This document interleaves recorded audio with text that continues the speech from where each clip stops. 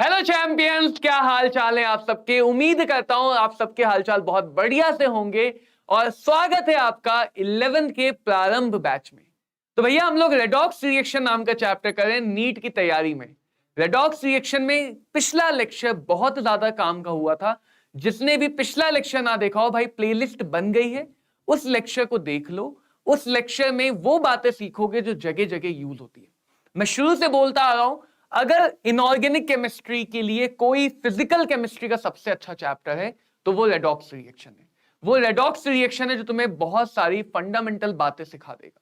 हम लोग कहते हैं ना, केमिकल बॉन्डिंग जान है इनऑर्गेनिक केमिस्ट्री की, पीरियोडिक क्लासिफिकेशन फाउंडेशन है इनऑर्गेनिक केमिस्ट्री की। तो रेडॉक्स रिएक्शन आत्मा है। रेडॉक्स रिएक्शन उस चैप्टर की आत्मा है। क्यों?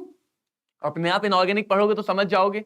तो आज हम लोग क्या करने वाले हैं, तो भैया हमने पिछली क्लास में क्या किया था, पहले तो ये जानना जरूरी है, तभी तो पता चलेगा अगली क्लास में क्या करेंगे।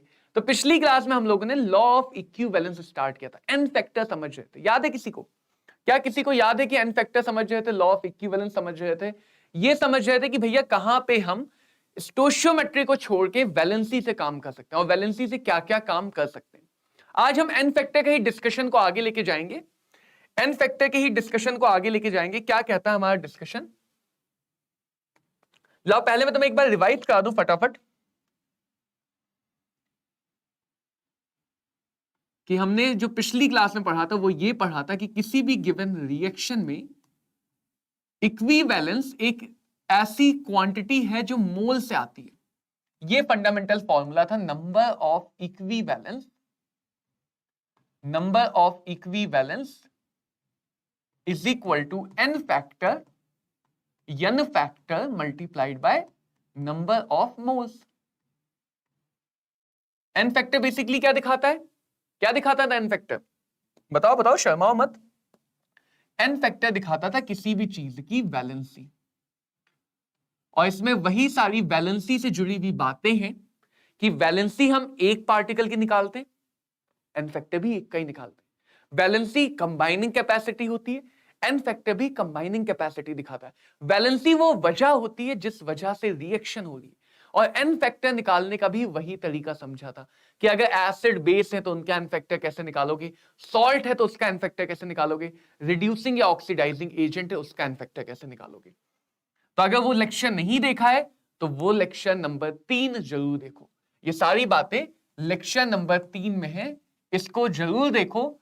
इसको नहीं देखोगे तो तुम्हारा इक्विवेलेंस कॉन्सेप्ट क्लियर नहीं हो पाएगा, कहीं ना कहीं डाउट रह जाएगा। Hello Athena, how are you? अगली बात जो हमने समझी थी वो ये कि कोई भी प्रोसेस है, चाहे वो केमिकल प्रोसेस हो, फिजिकल प्रोसेस हो, इलेक्ट्रिकल प्रोसेस हो, कोई भी दुनिया भर की प्रोसेस हो, उन हर प्रोसेस में नंबर ऑफ इक्विवेलेंस, ये सब हमने लेक्चर नंबर 3 में देखा था। नंबर ऑफ इक्विवेलेंस सबके लिए इक्वल होते हैं। तो जब भी तुम स्टोशियोमेट्री को छोड़ के इक्विवेलेंस पे जाना चाहते हो, रिएक्शन की बैलेंसिंग की कोई जरूरत नहीं है, रिएक्शन को सही से लिखने की कोई जरूरत नहीं। आधी अधूरी रिएक्शन पे भी क्वेश्चन न्यूमेरिकल सॉल्व होते हैं, आधी अधूरी रिएक्शन पे भी एनालिसिस होती है।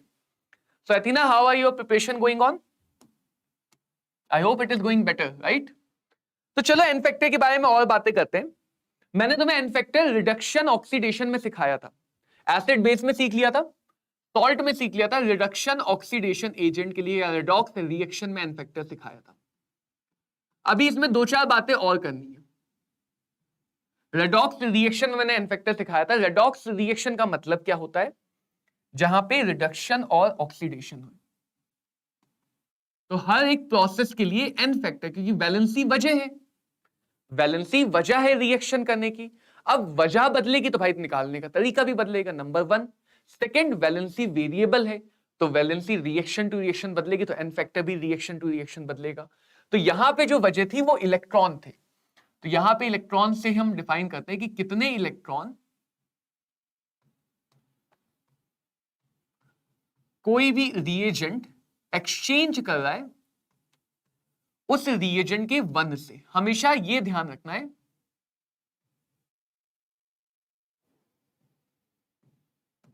किसी भी रिएजेंट का 1 मोल कितने इलेक्ट्रॉनों को एक्सचेंज कर रहा है। इसी के लिए मैंने तुम्हें एक फॉर्मूला सिखा दिया था कि भैया n फैक्टर के लिए फॉर्मूला लगा सकते हो डायरेक्टली, जिसका भी चेंज हो रहा है उसकी एटॉमिसिटी। एटॉमिसिटी का मतलब क्या है? एक में कितने एटम है। एटॉमिसिटी का मतलब क्या है? एक में कितने एटम है multiplied by change in oxidation number, multiply by change in oxidation number. अब मैं तुम्हें इसके एग्जांपल सिखाता हूं। ये हमने कुछ एग्जांपल पिछली क्लास में भी देखे थे, लास्ट लेक्चर में भी देखे थे। फिर से कह रहा हूं, जिन बच्चों ने लेक्चर नंबर 3 नहीं देखा है जरूर से देख लेना। लेक्चर नंबर 3 से जुड़ा हुआ लेक्चर है ये लेक्चर नंबर 4, जहां हम एन फैक्टर पे और ज्यादा डेप्थ में जाएंगे, या ये कह लो कि इसके बाद तुम कहीं भी एन फैक्टर निकालने में फंसोगे नहीं, हर जगह एन फैक्टर निकाल पाओगे बहुत आसानी से। देखो मैंने तुम्हें कौन सा एग्जांपल पिछली क्लास में दिखाया था, वही एग्जांपल एक बार फिर से दिखा देता हूं। मान लो किसी रिएक्शन में K2CrO2O3 CrCl3 में बदल रहा है, ये चेंज हो रहा है, ये चेंज हो रहा है।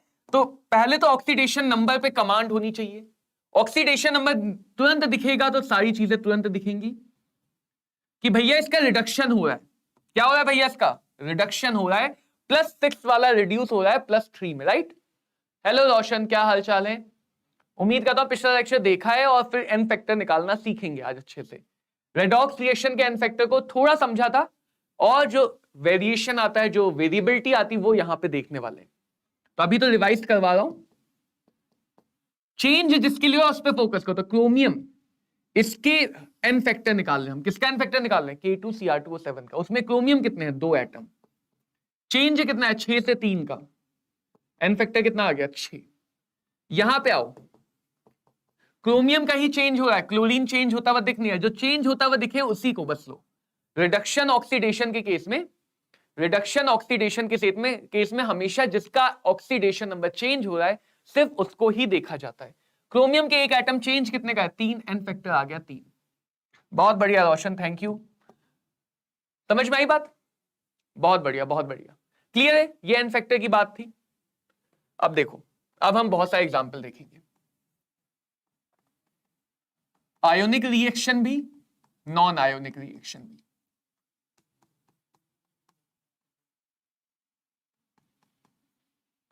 आयोनिक रिएक्शन भी देखेंगे और नॉन आयोनिक रिएक्शन भी देखेंगे।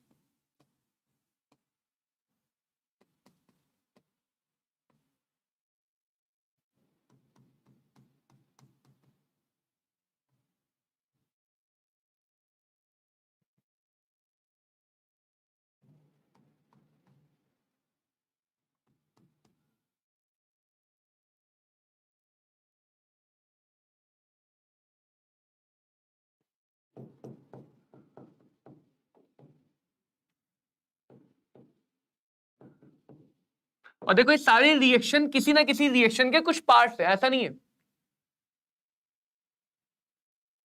कोई बात नहीं रोशन, अगर सुबह की क्लास अभी अटेंड नहीं कर पा रहे हो तो उसको रिकॉर्डेड वर्जन में देख लो, रिकॉर्डेड वर्जन में भी देख सकते हो। और कहीं दिक्कत आए तो मुझे किसी भी क्लास में आके बता दो, हम उस क्लास के डाउट्स डिस्कस कर लेंगे। तो ऐसी कोई चिंता की बात नहीं है। देखो, ये सारे मतलब रिडक्शन ऑक्सीडेशन में हमेशा 2 चीज होती है, रिडक्शन प्लस ऑक्सीडेशन, तो कहीं भी पार्ट है। और इक्विवेलेंस लॉ लगाने के लिए हमें पूरी रिएक्शन की इंफॉर्मेशन चाहिए भी नहीं होती है, हमें सिर्फ उतने से काम चल जाता है। जैसे चेंज ऑक्सीडेशन नंबर पहले मैं लिख देता हूं, +2 +3, उन सब की ऑक्सीडेशन नंबर लिख दूंगा जहां पे चेंज हो रहा है। और ऑक्सीडेशन नंबर तो भैया निकालना बहुत जरूरी है। अगर तुम ऑक्सीडेशन नंबर निकालने में कहीं फंस रहे हो तो पहले उस पर कमांड लानी है, तभी एन फैक्टर आसान लगेगा। तो जिन जिन की ऑक्सीडेशन नंबर चेंज हो रही, मैं उनको लिख दे रहा हूं। ये ध्यान रखना, ये ऑक्सैलिक एसिड कहलाता है। क्योंकि कई बार ये ऐसे लिखा होगा और बच्चे कंफ्यूज हो जाते हैं या याद नहीं होता है। H2C2O4 ऑक्सैलिक एसिड है और इसका एनायन C2O4-2 है। इसका आ जाएगा +8 -8/3। ठीक है, एक और रिएक्शन लिख दे तुम्हारे लिए। चलो एक और रिएक्शन लिख देते हैं। Fe3O4 से बना Fe। हर केस में तुम्हारे सामने 2 तरीके हैं एन फैक्टर निकालने के। या तो रिएक्शन को बैलेंस करके इलेक्ट्रॉन लिख लो, या फिर रिएक्शन को डायरेक्टली ऑक्सीडेशन नंबर से देखो। ऑक्सीडेशन नंबर वाला फॉर्मूला काम आएगा आसानी से चीजें समझने में। देखो, ये सारे हमारे पास कहीं रिडक्शन कहीं ऑक्सीडेशन, अलग अलग केस है।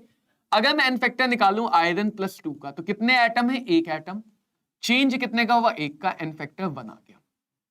मेरे साथ फटाफट निकालते जाओ, तो ये सारे एग्जांपल की बात सिंपल रेडॉक्स रिएक्शन खत्म हो जाएगा। ठीक है, हेलो 2x गेमिंग। तो ये हो गया पहले वाले का एन फैक्टर। दोनों तरफ का एन फैक्टर सेम तरह से निकाल सकते हो। एटॉमिसिटी मतलब कितने एटम है, multiply by change of oxidation number. अब देखो यहां पे एक बात सुनना, HCl एसिड, HCl एक एसिड है। एसिड के लिए एन फैक्टर बताया था कि भाई ये देखते हैं कि वो कितने H+ दे रहा है या कितने OH- ले रहा है, लेना देना कितना कर रहा है एसिड और बेस H+ और OH आयन का। HCl के यहां पे अगर रिएक्शन में ऐसा कुछ दिख रहा है, HCl से रिएक्शन H2 बना, यहां पे एसिड वाला कॉन्सेप्ट नहीं यूज होगा। क्यों? क्योंकि यहां पे रिडक्शन हो रहा है। तो अगर कोई एसिड या बेस भी रिडक्शन या ऑक्सीडेशन कर रहा है, तो उसके लिए फिर रेडॉक्स रिएजेंट का कॉन्सेप्ट यूज करेंगे। 3 कैटेगरी थी, acid base salt reduction oxidation. Reduction oxidation हो गया तो हमेशा वो वाली कैटेगरी डोमिनेट करेगी। समझ में आई बात? तो यहां पे जब HCl का एन फैक्टर निकालोगे तो तुम एसिड सोच के नहीं निकालोगे, तुम रिडक्शन ऑक्सीडेशन से निकालोगे। कितने एटम है H के? एक। चेंज कितने का है? 1 का। हाइड्रोजन का एन फैक्टर निकालना है, तो हाइड्रोजन में H के कितने एटम है? 2। चेंज कितने का है? 1 का। एन फैक्टर आ गया 2। ये सेकंड एग्जांपल। तो रिएक्टेंट और प्रोडक्ट में देखो दोनों के एन फैक्टर अलग अलग हो सकते हैं। हमेशा ध्यान देना कि उसके एक मॉलिक्यूल में, जिसका भी एन फैक्टर निकाल रहे हो, उसके एक मॉलिक्यूल में कितने एटम है। ये चीज मैं 10 बार इसलिए रिपीट करूं क्योंकि बच्चों को ये हैबिट में नहीं रहता है, गलती होती है। तीसरे पे आओ, एन फैक्टर में चेंज किसका है? Mn का। तो Mn के कितने एटम है? एक। जिसके लिए ऑक्सीडेशन नंबर का चेंज, उसी के लिए मल्टीप्लाई बाय चेंज कितने का हुआ? 3 का। MnO2 का निकालना है, Mn का एक एटम, चेंज कितने का हुआ? 3 का। दोनों का एन फैक्टर 3 आ गया। इसमें आते हैं, ऑक्सीडेशन नंबर चाहे फ्रैक्शन हो चाहे डेसिमल हो, जब तक सही है, रेंज के अंदर है, तब तक उसको यूज करते हैं डायरेक्टली। तो 8/3 का मतलब ये नहीं कि ये गलत है, ये सही है, बस एवरेज है। याद है ना, 8/3 मतलब एवरेज। आयरन के कितने एटम है? 3। चेंज कितने का हो रहा है? 8/3 का। तो एन फैक्टर कितना आ गया इसका? 8। इसका एन फैक्टर कितना आ गया? 8। इधर आओ, आयरन के कितने एटम है? 1। चेंज कितने का है? 8/3 का। इसका एन फैक्टर कितना आ गया? 8/3। बैलेंसी वेरिएबल हो सकती है, एन फैक्टर वेरिएबल हो सकता है, फ्रैक्शनल भी हो सकता है। बहुत बढ़िया थी ना? यस, Fe3O4 का एन फैक्टर 8 है और इसी रिएक्शन में आयरन का एन फैक्टर 8/3। देख सकते हो अलग अलग प्रोसेस में आयरन का ही एन फैक्टर अलग अलग आएगा। वेरिएबल वैलेंसी, वेरिएबल वैलेंसी, ये हो गया हमारा एन फैक्टर 4th एग्जांपल में। अगला एग्जांपल देखते हैं। यहां भी Fe चेंज हो रहा है, S तो चेंज हो नहीं, अगर सल्फर चेंज होता तो उसको भी लेते। N factor 2 multiplied by atom, नहीं यहां पे 2 मल्टीप्लाई बाय 1 क्यों करेंगे? एक ही एटम है, एक ही चेंज है 1। यहां पे आयरन के 2 एटम है, 1 का चेंज है, एन फैक्टर 2। 5 देख लो, किसी भी एन फैक्टर में डाउट हो तो मुझे नंबर लिख के बता दो, sir number 1, number 2, number 3, number 4 या नंबर 5 दोबारा से एक्सप्लेन कर दूं। बट आई होप सबको 5 तक क्लियर होगा। और ये सारे एग्जाम्पल करने के बाद सिंपल रेडॉक्स चेंज के एन फैक्टर निकालने में कभी गलती नहीं होगी। जहां भी तुम्हें लगे कि सिंपल रेडॉक्स चेंज है, डायरेक्ट फॉर्मूले से जा सकते हो बिना बैलेंस किए, या बैलेंस करने के बाद इलेक्ट्रॉन से जा सकते हो। जब तुम इलेक्ट्रोकेमिस्ट्री पढ़ोगे तो वहां पे इलेक्ट्रॉन वाला तरीका तुम्हें आसान लगेगा। ऐसा नहीं कि फॉर्मूला काम नहीं करेगा, बट वहां पे कहीं ना कहीं तुम्हें इलेक्ट्रॉन वाला तरीका आसान लगेगा। एन फैक्टर 2 कार्बन एटम, क्योंकि कार्बन चेंज हो रहा है, उसी के एटम लो जिसमें चेंज हो रहा है, उसी के एटम लो जिसमें चेंज हो रहा है, उसी एलिमेंट के एटम लिए जाते हैं। तो ऑक्सैलिक एसिड का एन फैक्टर 2 है, कार्बन डाइऑक्साइड का एन फैक्टर 1 है। कौन सा राव, कौन सा एक्सप्लेन करना? नंबर बताओ बेटा मुझे, कौन सा एन फैक्टर वापस से एक्सप्लेन करना है?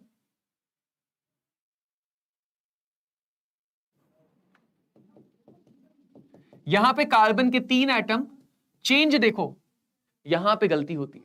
मुझे इसका एन फैक्टर बताओ। मुझे इसका एन फैक्टर बताओ, तब तक बाकी लोग मुझे इसका एन फैक्टर बताओ। यहां पे मैं थोड़ा मिटा दूं, बच्चा यहां पे गलती करेगा तो पहले हम छोड़ते हैं।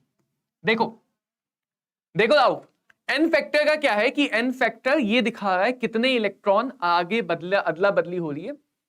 कोई बात नहीं मेगा, कोई बात नहीं, अभी हमने शुरू ही किया, अभी लास्ट क्लास के ही कॉन्सेप्ट पे बेस एग्जांपल कर रहे हैं। एन फैक्टर हमें ये दिखा रहा है कितने इलेक्ट्रॉन की अदला बदली हो रही है रेडॉक्स रिएक्शन में। डायरेक्ट फॉर्मूला ये लगा रहे हैं, डायरेक्ट फॉर्मूला ये लगा रहे हैं कि कितने एटम है और एक एटम के लिए चेंज कितने का है, वो हमें 1 मोल का टोटल चेंज दे देगा, 1 मोल का टोटल चेंज। वही हमने नंबर 2 में किया कि HCl वैसे तो एक एसिड है, HCl वैसे तो एक एसिड है, लेकिन यहां पे रिडक्शन कर रहा है। अगर कोई भी एसिड बेस भी रिडक्शन ऑक्सीडेशन करने लगे, एसिड या बेस भी अगर रिडक्शन ऑक्सीडेशन करने लगे, तो उसका एन फैक्टर भी इसी तरह से निकालेंगे। चेंज किसका हो रहा है? Hydrogen atom.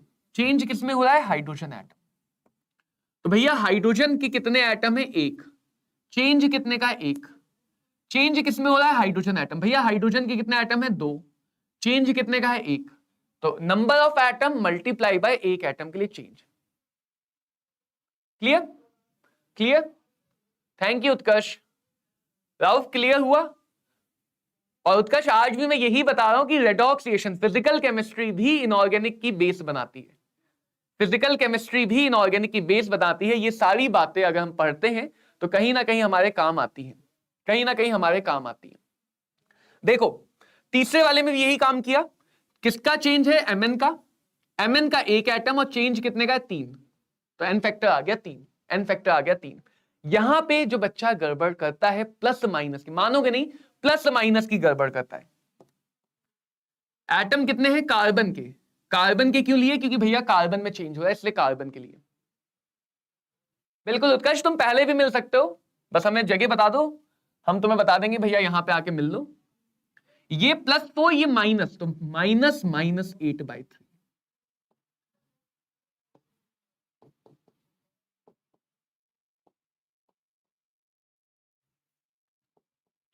4 3 12, देखो एलसीएम आएगा 3, ये हो गया 12 + 8, कितना हो गया? 20/3। एन फैक्टर कितना आ गया? 20 का। एन फैक्टर देखो कितना आया? 20 का। ये ध्यान देना है, ये ध्यान देना है भाई कि जब चेंज करो तो एक पॉजिटिव है और एक नेगेटिव है। नहीं रोशन, तुम्हारा मैसेज भी पढ़ रहे हैं, ऐसे कैसे नहीं? तुम्हारे लिए तो 7वां सॉल्व कर रहा हूं, तुम्हारे लिए ही 7वां सॉल्व कर रहा हूं रोशन, ऐसा बिल्कुल नहीं है। पार्शियलिटी तो हमने आज तक नहीं की, हाँ कभी डांट देते हैं। समझ में आया? और दूसरी बात ध्यान रखना, N factor change of electron दिखाता है तो निगेटिव कभी नहीं। अगर निगेटिव आ रहा है तो मॉड लगा के पॉजिटिव बना लेते हैं, अगर निगेटिव आ रहा है तो मॉड लगा के पॉजिटिव बना लेते हैं। यही इसीलिए मैंने रुक गया था यहां पे सॉल्व करके कि बच्चा ये गलती कर देता है, प्लस माइनस की गलती। इधर आओ तो देखो एटम 1 है, कार्बन का एटम कितना है? 1। चेंज इधर भी 20/3 का होगा, तो यहां पे एन फैक्टर कितना आ गया? 20/3। तो एन फैक्टर में हमेशा चेंज ऑफ ऑक्सीडेशन नंबर को सही से निकालना है। एक प्लस है एक माइनस है, तो डिफरेंस लेने पे दोनों ऐड हो रहे हैं। एक प्लस है एक माइनस है, तो डिफरेंस लेने पे दोनों ऐड हो रहे हैं। ये छोटी छोटी गलतियां हैं, लेकिन ये नीट में और जेई में रिजल्ट गिरा देती है, नीट और जेई में रिजल्ट गिरा देती है। क्या सबको बेसिक एन फैक्टर निकालना आ गया? क्या सबको बेसिक एन फैक्टर निकालना आ गया? अगर बच्चों तुम्हारे पास C3H8 है जो CO2 बना रहा है, देखो जब तुम 4 से 8/3 का डिफरेंस है तो कुछ ऐसा सोचो, ये नंबर लाइन का 0 है तो +4 यहां पे है, -8/3 यहां पे। ये डिफरेंस है ऑक्सीडेशन नंबर का, ये डिफरेंस है। अगर तुम साइन को छोड़ दोगे डिफरेंस लेते समय तो गड़बड़ कर दोगे। तो 4 और -8/3 0 के इधर उधर, तो जब डिफरेंस लोगे तो प्लस का 4 माइनस का 8/3। एलसीएम लेंगे तो एलसीएम में आ जाएगा 3, 4 3 12 माइनस माइनस +8, तो ये हो गया बच्चों 20/3 का चेंज, 20/3 का चेंज। क्लियर? अब यहां पे कार्बन के कितने एटम है? 3। चेंज मतलब ये एक एटम के लिए है, ऑक्सीडेशन नंबर एक एटम के लिए बताता है। तो यहां पे कार्बन के कितने एटम है? 3। तो n फैक्टर हो गया C3H8 का कार्बन के एटम मल्टीप्लाई बाय एक एटम के लिए चेंज। ये हो गया टोटल चेंज एक मोल के लिए 20। आया समझ? समझ आया? राव देखो CO2 में देखा जाए चेंज तो इसके लिए भी वही है, ये फोकस करो, चेंज तो इसके लिए भी उतना ही है CO2 के लिए, लेकिन CO2 में कार्बन के तो एक ही एटम है ना, तो CO2 का n फैक्टर आ गया 20/3। आया समझ? क्लियर? हम वैलेंसी नहीं ले रहे हैं, जब हम n फैक्टर निकाल रहे हैं तो हम मॉलिक्यूल की वैलेंसी निकाल रहे हैं। ये मत सोचो कि सिर्फ कार्बन के अकेले की वैलेंसी निकालो, रिएक्शन में कार्बन नहीं है, रिएक्शन में कार्बन डाइऑक्साइड है। जो हमने पिछली बार हेडिंग भी लिखी थी n फैक्टर ऑफ मॉलिक्यूल, यहां पे मैंने कार्बन की मदद से निकाला, लेकिन ये अकेले कार्बन की वैलेंसी नहीं, ये इस पूरे मॉलिक्यूल के लिए वैलेंसी है। क्लियर सबको? रोशन किया है? देखो C3H8 में मल्टीप्लाई किया है, इसमें नहीं किया है।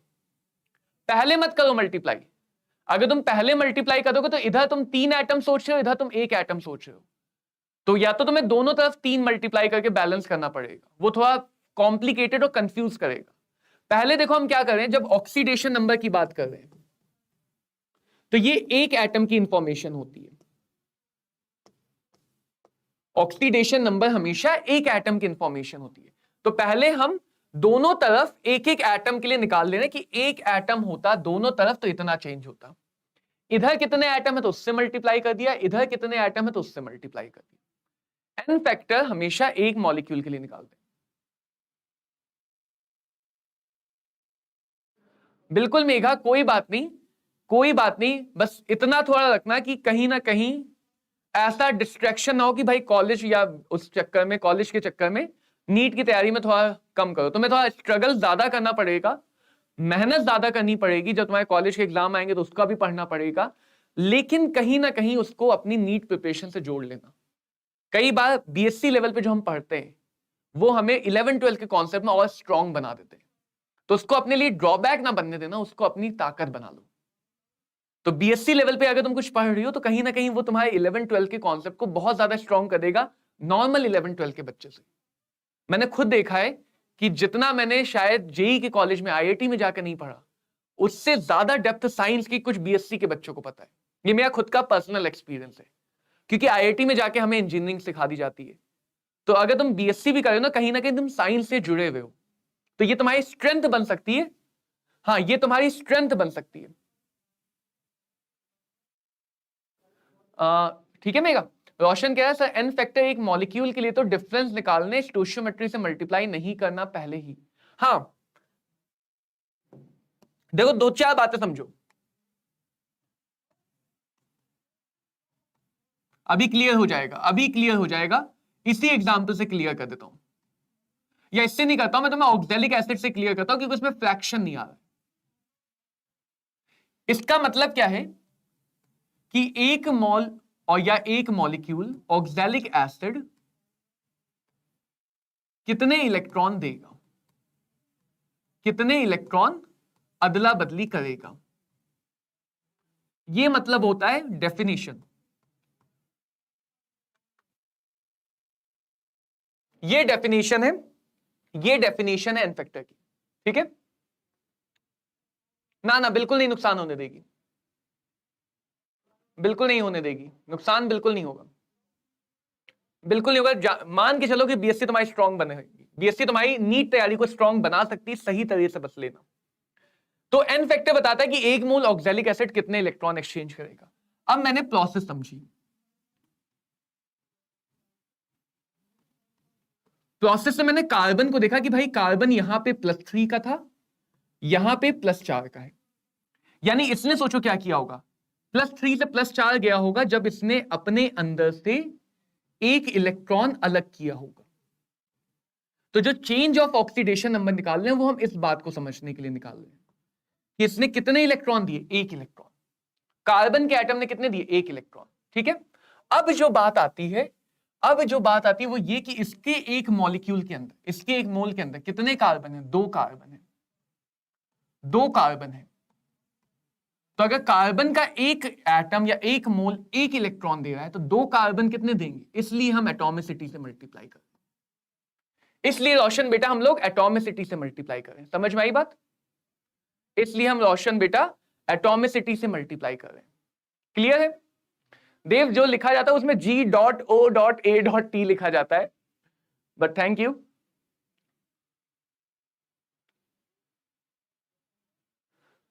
दो सौ अस्सी में थोड़ा सा मुश्किल है देव, मैं बोलूंगा थोड़ा सा मुश्किल है, बाकी रिजल्ट आने दो, लेकिन 280 में थोड़ा सा मुश्किल है।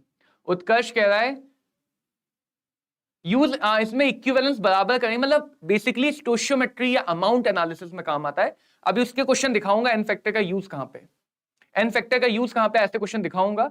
उत्कर्ष कह रहा है sir Henry law is not valid for ammonia in water. Ammonia basically water से रिएक्शन कर जाता है, जितने भी हम लॉ पढ़ते हैं वो तभी वैलिड है जहां पे रिएक्शन ना हो, जहां पे रिएक्शन ना हो। अमोनिया वाटर में डिसॉल्व होकर अमोनियम हाइड्रोक्साइड बना लेता है या एसिड बेस रिएक्शन हो जाती है, एसिड बेस रिएक्शन हो जाती है।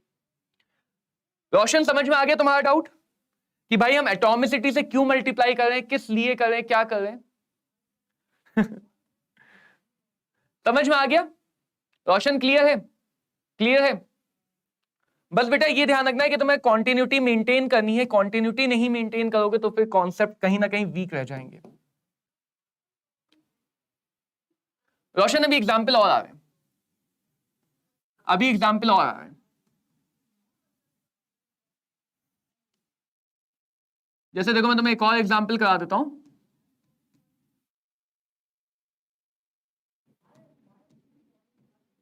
मान लो HNO3 से बन रहा है नाइट्रस ऑक्साइड, फिर से वही काम।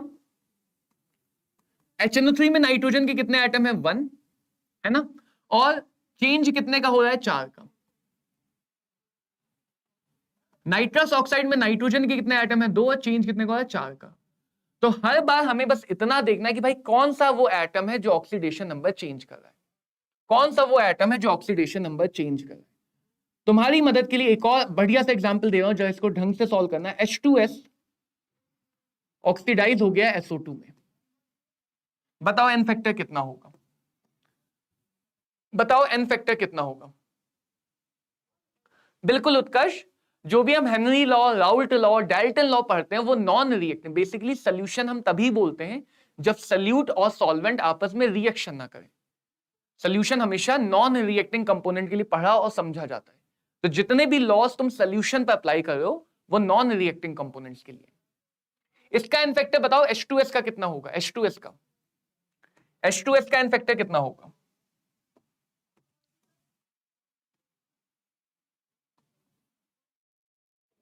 H2S का एन फैक्टर, हाँ HNO3 का 4, H2S का, H2S का एन फैक्टर कितना होगा।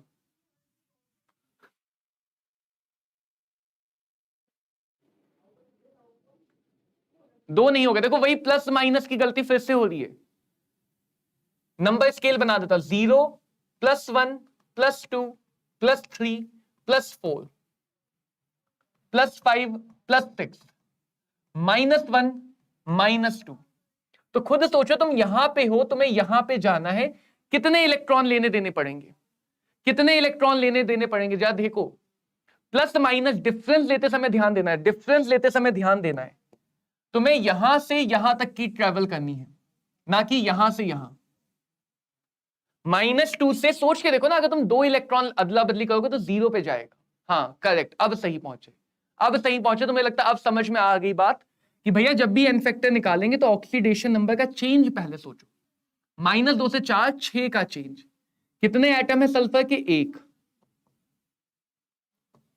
यहां भी सल्फर कितना है, 1, चेंज कितने का, 6 का। एन फैक्टर आ गया 6, एन फैक्टर आ गया 6। बढ़िया बढ़िया, बहुत बढ़िया, समझ में आया? सबको क्लियर हुआ? सबको क्लियर हुआ या नहीं हुआ, जल्दी से बताओ यार। अगर क्लियर हो गया तो एक बढ़िया सा एग्जांपल और देता हूं।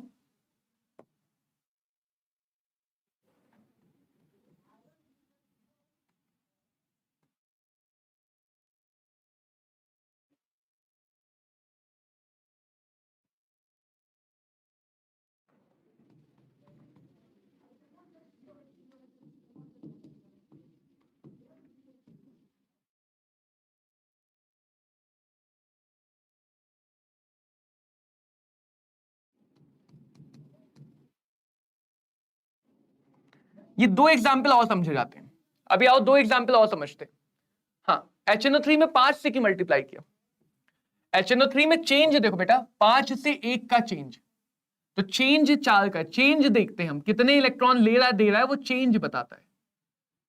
सोच के देखो कि जब इलेक्ट्रॉन लिए या दिए जाएंगे तो ऑक्सीडेशन नंबर या चार्ज घटेगा या बढ़ेगा। तो ऐसा नहीं कि 5 है तो इसने 5 इलेक्ट्रॉन ले लिए, 5 तो पहले से था। जब रिएक्शन हुई, जब ये वाली प्रोसेस हुई, तो ये 5 से 1 पे गया, तो इसने 4 इलेक्ट्रॉन ही एब्जॉर्ब किए होंगे, 4 इलेक्ट्रॉन ही लिए होंगे। ठीक है, तो हमेशा हम ऑक्सीडेशन नंबर नहीं देख रहे, फॉर्मूला देखो, फॉर्मूला देखो, हम ऑक्सीडेशन नंबर नहीं देख रहे हैं, हम उस ऑक्सीडेशन नंबर का चेंज देख रहे हैं। क्योंकि हमें ये फाइंड नहीं करना है कि वो कितने इलेक्ट्रॉन है या नहीं, ये फाइंड करना है कितने इलेक्ट्रॉन उस पर्टिकुलर रिएक्शन में उसने दिए या लिए। कोई बात नहीं, कोई बात नहीं। यहां पे जरा ध्यान दो, इसमें क्या है जरा देखो, सुनना, बात को ध्यान से सुनना। एक बात सुन लोगे तो फिर कभी दिक्कत नहीं आएगी, जरा ध्यान से इस बात को सुनो। बात यह है छोटी सी कि अगर मैं FeC2O4 को देखता हूं, फेरस ऑक्सिलेट को, आयरन जा रहा है +2 से +3, कार्बन जा रहा है +4, आयरन +3 में जा रहा है, कार्बन +4 में जा रहा है, दोनों का ऑक्सीडेशन हो रहा है, राइट। ऑक्सीडेशन मतलब लॉस ऑफ इलेक्ट्रॉन, अभी के लिए याद रख लेते हैं, बाद में इस बात को नोटिस करने की जरूरत नहीं है। तो अगर मैं इसको देखूं तो आयरन ने 1 इलेक्ट्रॉन लॉस किया होगा,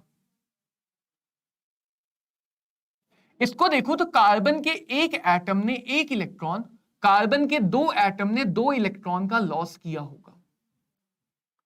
सही बात है, यह बात समझ में आ गई ना सबको कि भैया अगर मैं फेरस ऑक्सिलेट को देख रहा हूं तो आयरन के एक एटम ने 1 इलेक्ट्रॉन का लॉस किया, कार्बन के एक ने 1, तो 2 ने मिला के 2 इलेक्ट्रॉन का। लेकिन जो मैं एन फैक्टर है वो इसका पूरा देख रहा हूं, तो जरा सोचो, खुद सोचो कि टोटल लॉस ऑफ इलेक्ट्रॉन कितना हुआ।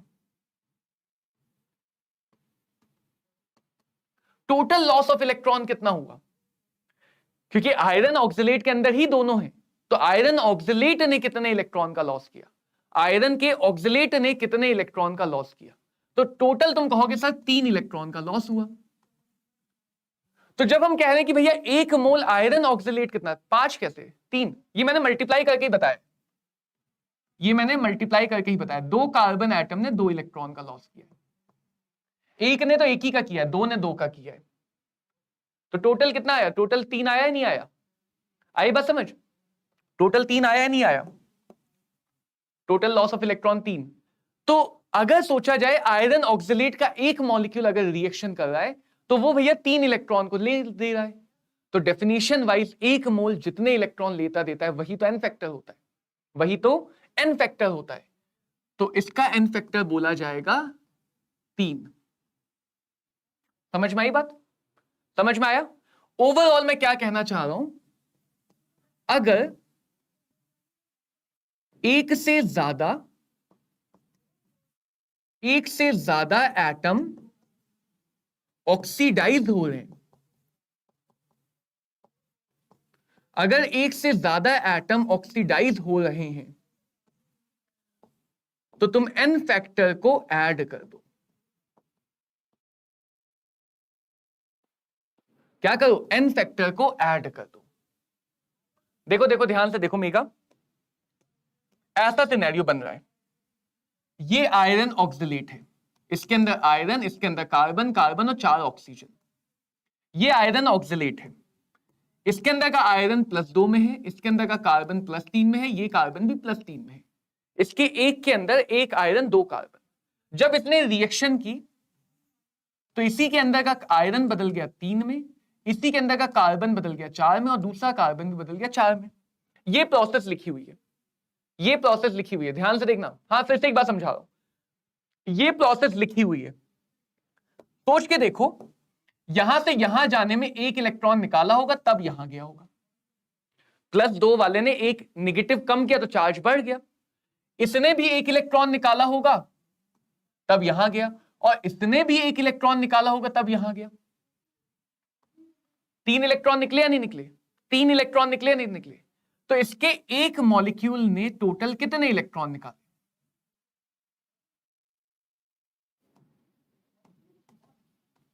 हम कह सकते हैं इसके एक मॉलिक्यूल ने 3 इलेक्ट्रॉन का लॉस किया, इसके एक मॉलिक्यूल ने 3 इलेक्ट्रॉन का लॉस किया, हाँ या ना? हम एन फैक्टर आयरन का नहीं निकाल रहे, कार्बन का नहीं निकाल रहे, हम पूरे मॉलिक्यूल का निकाल रहे। तो पूरे मॉलिक्यूल में चाहे आयरन करे चाहे कार्बन करे, लॉस तो लॉस है, लॉस तो लॉस है। अगर 10 रुपए मैंने खोए, 10 रुपए मेरे छोटे भाई ने खो दिए, तो मेरे पूरे परिवार से तो 20 रुपए का नुकसान हुआ ही नहीं हुआ।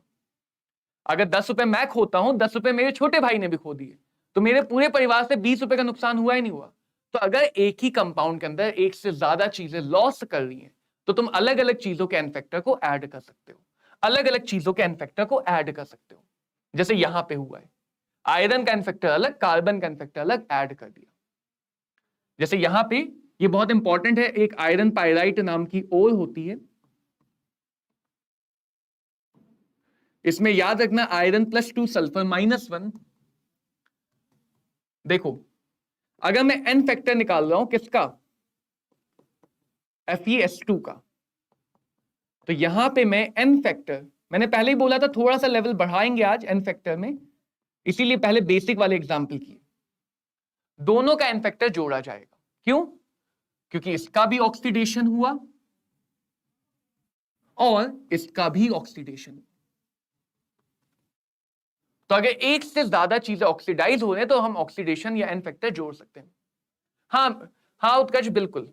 अभी हम सीखेंगे आगे अकेले अकेले एटम का एन फैक्टर निकालना, अभी हम मॉलिक्यूल का निकालना सीख रहे हैं, अकेले अकेले का आगे सीखेंगे। तो देखो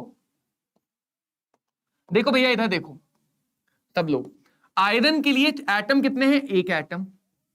आयरन के लिए चेंज कितने का है, एक का। सल्फर के लिए कितने एटम है, 2। सल्फर के लिए चेंज कितने का है, तो -1 से +4, 5 का चेंज। ध्यान रखना यहां भी सल्फर के लिए -1 से +4, 5 का चेंज। तो एन फैक्टर आ गया 11। ये क्वेश्चन जेईई मेंस में शायद आया था, नीट में भी आया था, मुझे एग्जैक्टली याद नहीं नीट में आया था या नहीं आया था, लेकिन ये जेईई मेंस में इसका एन फैक्टर पे बेस्ड क्वेश्चन आया था। हाँ, अकेले का क्वेश्चन नहीं आता है, पहले आया करते थे, अकेले वाले क्वेश्चन नहीं आते। समझ में आया सबको? तो जहां भी एक से ज्यादा चीजें ऑक्सीडाइज कर रही हैं, वहां पे हम एन फैक्टर को ऐड कर सकते हैं, वहां पे हम एन फैक्टर को ऐड कर सकते हैं।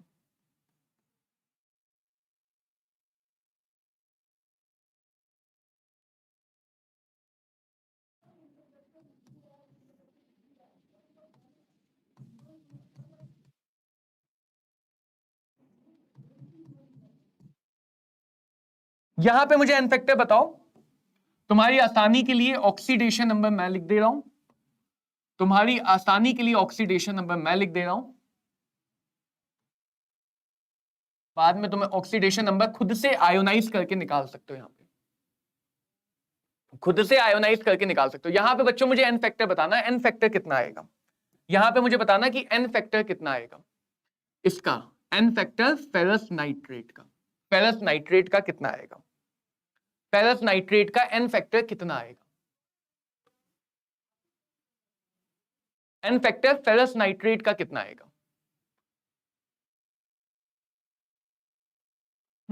Fe की तरफ से आ गया 1, बिल्कुल सही। नाइट्रोजन की तरफ से, नाइट्रोजन की तरफ से, नाइट्रोजन की तरफ से, नाइट्रोजन की तरफ से आएंगे, नाइट्रोजन के 2 एटम और चेंज कितने का है, 2 का। नाइट्रोजन के 2 एटम और चेंज कितने का है, 2 का। 5। क्लियर सबको? बहुत बढ़िया, बहुत बढ़िया, सबको समझ में आ गया मेरे ख्याल से। अब सोचो एक और बात, एक और बात, अगर अगर इसी तरह कोई मॉलिक्यूल में अलग अलग एटम है और वो गेन कर रहे हैं, 1 इलेक्ट्रॉन इसने गेन किए, 2 इलेक्ट्रॉन इसने गेन किए, तो टोटल गेन भी कितना हुआ? सोच के देखो, अगर गेन कर रहे हैं अलग अलग मॉलिक्यूल, एक ही मॉलिक्यूल के अंदर अलग अलग एटम, तो टोटल गेन यहां भी मैं बोल सकता हूं 3 का हुआ।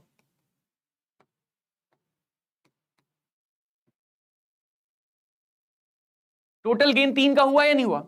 यानी सेम बात मैं ये भी कह सकता हूं, अगर एक से ज्यादा एटम ऑक्सीडाइज करें तो भी एन फैक्टर जोड़ा जाएगा, अगर एक से ज्यादा एटम रिडक्शन कर रहे हैं तो भी एन फैक्टर को जोड़ा जाएगा। समझ में आई बात? अगर एक से ज्यादा एटम ऑक्सीडाइज या एक से ज्यादा एटम रिड्यूस कर रहे हैं तो एन फैक्टर को जोड़ सकते हो, एन फैक्टर को जोड़ सकते हो। लेकिन ये बात ध्यान रखना कि सब के सब सेम काम करें, सब के सब सेम काम करें। इसके लिए एक और बात समझाऊं, सब ऑक्सीडाइज कर रहे हैं तो जोड़ सकते हो, सब के सब रिड्यूस कर रहे हैं तो जोड़ सकते हो। लेकिन सोचो, एक ही के अंदर से कुछ लॉस कर रहे हैं, कुछ गेन कर रहे हैं, तो तब क्या तुम जोड़ सकते हो? अगर कुछ लॉस कर रहे हैं, कुछ गेन कर रहे हैं, तब जोड़ पाओगे? तो क्या तब जोड़ पाओगे कि तुम कह सकते हो टोटल लॉस या गेन 7 इलेक्ट्रॉन का है? क्या अभी जोड़ सकते हैं? अगर कुछ लॉस कर रहे हैं, कुछ गेन कर रहे हैं, तो क्या अब जोड़ पाएंगे?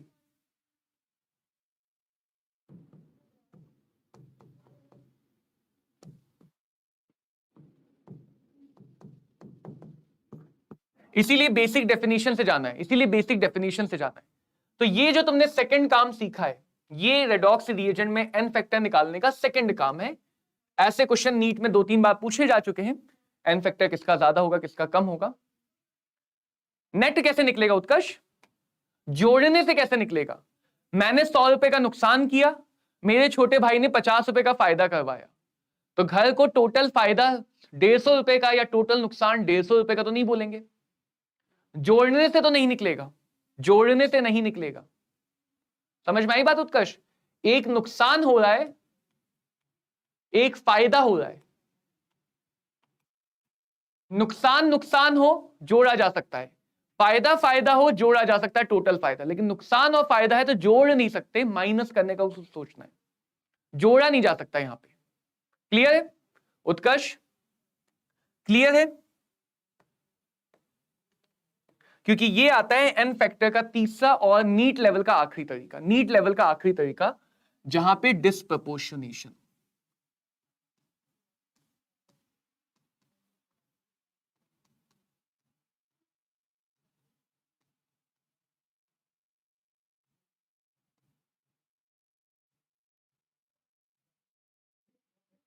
वो रिएक्शन जहां पे एक ही एलिमेंट का ऑक्सीडेशन और रिडक्शन दोनों हो रहा है।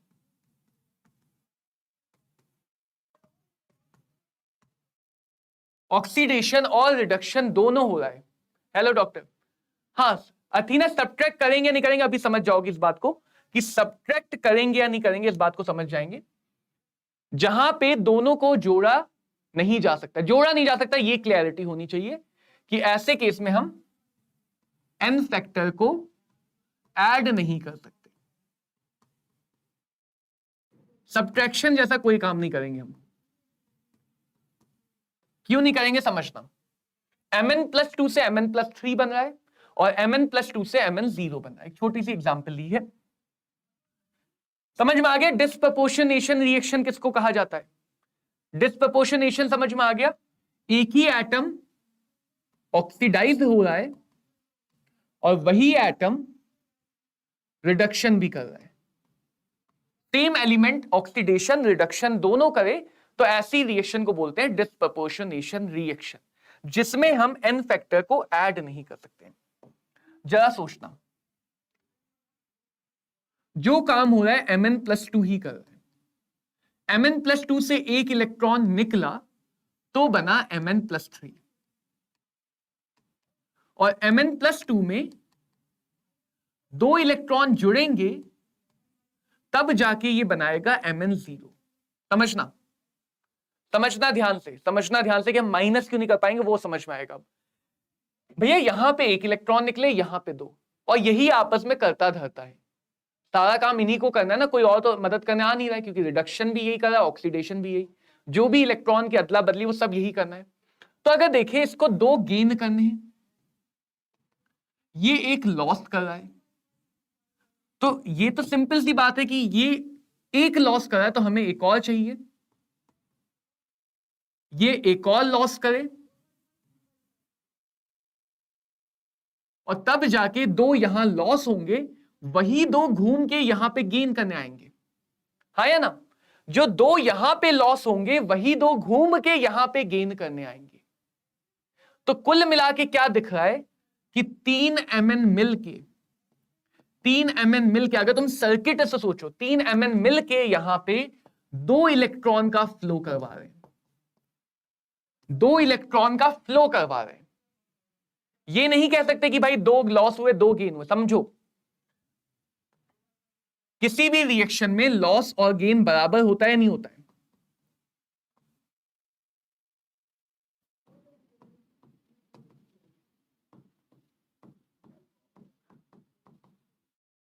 किसी भी रिएक्शन में लॉस या गेन बराबर होता है नहीं होता? पहले ये बताओ, किसी भी रिएक्शन में लॉस या गेन बराबर होता है नहीं होता है? किसी भी रिएक्शन में लॉस या गेन बराबर होना चाहिए। अगर हम पूरी रिएक्शन को देख रहे हैं, हाँ या ना? लॉस और गेन बराबर होना चाहिए, हाँ या ना? फटाफट बताओ मुझे, लॉस या गेन बराबर होना चाहिए?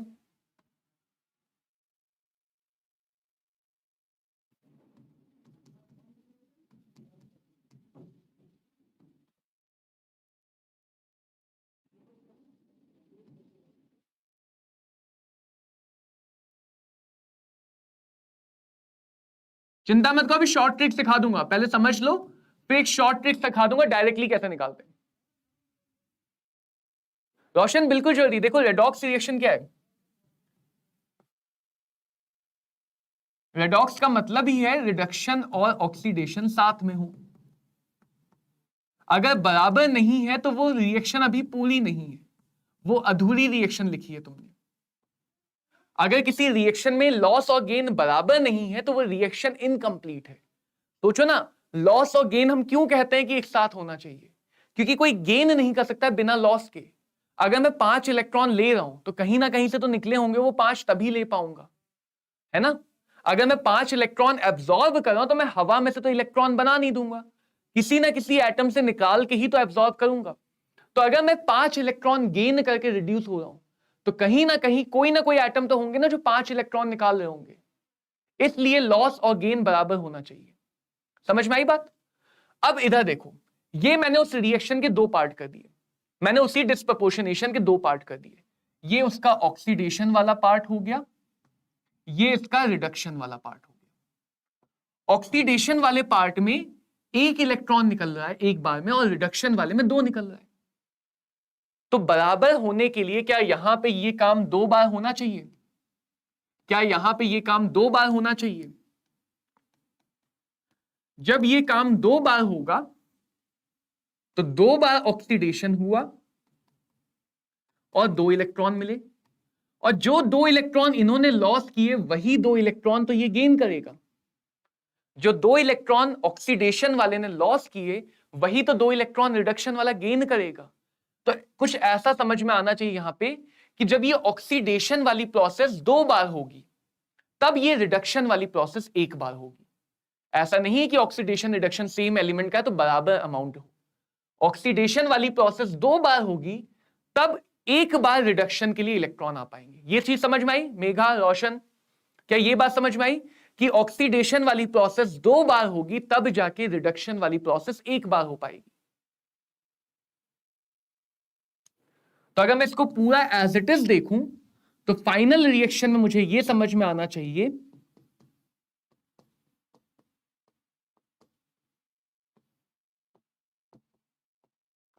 दो बार ऑक्सीडेशन हुआ, 1 बार रिडक्शन हुआ, तब जाके प्रोसेस हुई। क्लियर? बहुत बढ़िया। 2 बार ऑक्सीडेशन हुआ, 1 बार रिडक्शन हुआ, तब जाके प्रोसेस हुई। अब जस्ट सोचो, इलेक्ट्रॉन ले देके कितने फ्लो किए? ले देके इलेक्ट्रॉन कितने फ्लो किए? 2 ही निकले, 2 ही गए। तो किसी समय पर अगर तुम सर्किट से इलेक्ट्रॉन को पकड़ना चाहो तो 2 ही इलेक्ट्रॉन तो फ्लो करेंगे। तो हम ये कह पा रहे हैं कि ले देके टोटल 3 मैग्नीज प्लस 2 मिलके फ्लो तो 2 ही इलेक्ट्रॉन का करवा पा रहे हैं। एक जगह से 2 इलेक्ट्रॉन निकले और वही 2 इलेक्ट्रॉन दूसरी जगह गए, तो 3 मिलके 2 इलेक्ट्रॉन का फ्लो करवा रहे हैं। बाय डेफिनेशन अगर 1 होता 1 मोल तो कितने इलेक्ट्रॉन का फ्लो होता? डेफिनेशन वाइज हम 1 के लिए बताते हैं, 1 मोल के लिए। तो अगर 3 मिलके 2 इलेक्ट्रॉन का है तो 1 कितना का आएगा? 2/3, तो Mn+2 का n फैक्टर हो जाएगा 2/3। क्या ये बात समझ में आई? अब बताओ क्या इसका n फैक्टर समझ में आया? चिंता मत करो, ये बस समझाने के लिए इतना डिटेल है, शॉर्ट ट्रिक आ रही है, शॉर्ट ट्रिक आ रही है। पहले मुझे बताओ कि प्रोसेस समझ में आ गई कि क्यों हम ऑक्सीडेशन रिडक्शन अगर दोनों हो रहा है सेम एलिमेंट का, वहां पे ना ऐड कर सकते हैं ना सब्ट्रैक्ट कर सकते हैं, वहां पे ना ऐड कर सकते हैं ना सब्ट्रैक्ट कर सकते हैं। प्रॉपर तरीका ये है, रिएक्शन को बैलेंस करोगे तभी एन फैक्टर निकाल पाओगे। प्रॉपर तरीका तो यही है, रिएक्शन को बैलेंस करोगे उसके बाद ही एन फैक्टर निकाल पाओगे। क्लियर?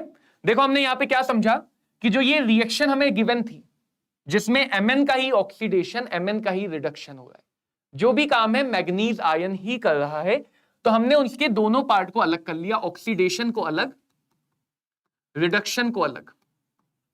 फिर हमें यह समझ में आया कि ऑक्सीडेशन एक बार में 1 इलेक्ट्रॉन निकालेगा, रिडक्शन एक बार में 2 इलेक्ट्रॉन को खा जाएगा।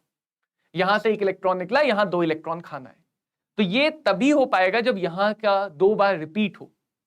एक बार हुआ 1 इलेक्ट्रॉन निकला, फिर एक बार हुआ एक और इलेक्ट्रॉन निकला, अब इतने इलेक्ट्रॉन आ गए कि यह काम एक बार हो सके। तो जब ऑक्सीडेशन 2 बार हो रहा है तब जाके रिडक्शन एक बार हो रहा है। तो अगर हम देखें तो इस वाले पार्ट से जो 2 इलेक्ट्रॉन निकल रहे हैं ऑक्सीडेशन वाले पार्ट से, वही 2 इलेक्ट्रॉन रिडक्शन वाले पार्ट में जा रहे हैं।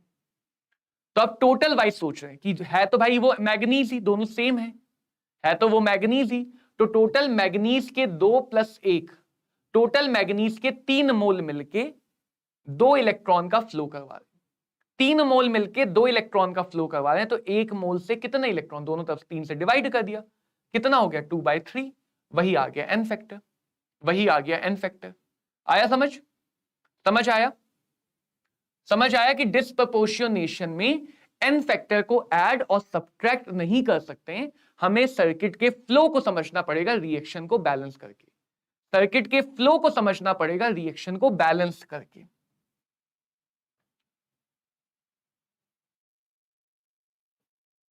अब ट्रिक देखो, डायरेक्टली ट्रिक क्या है।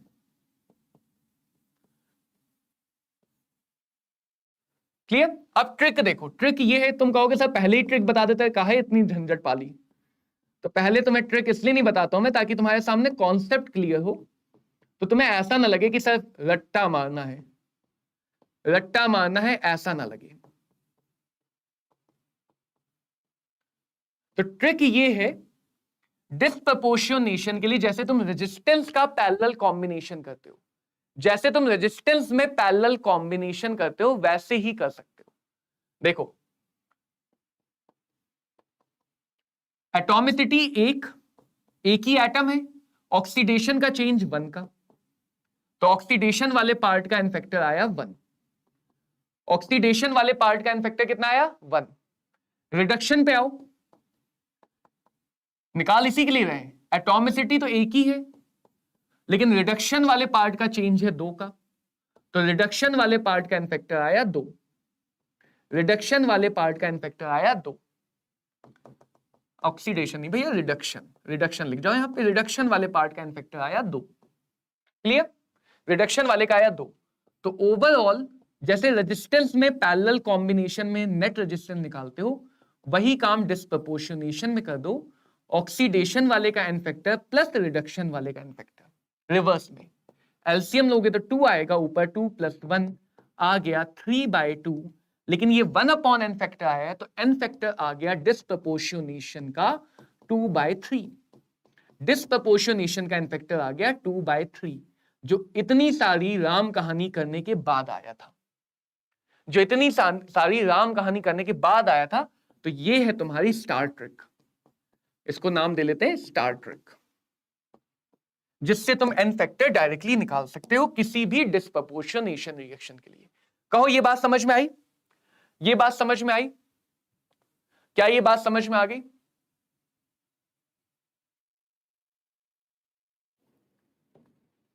क्या ये बात समझ में आ गई? डायरेक्ट ट्रिक, रेजिस्टेंस का पैरेलल कॉम्बिनेशन लगाना है, रेजिस्टेंस का जो पैरेलल कॉम्बिनेशन है, हाँ इसीलिए मैंने कहा सब्ट्रैक्ट नहीं कर सकते।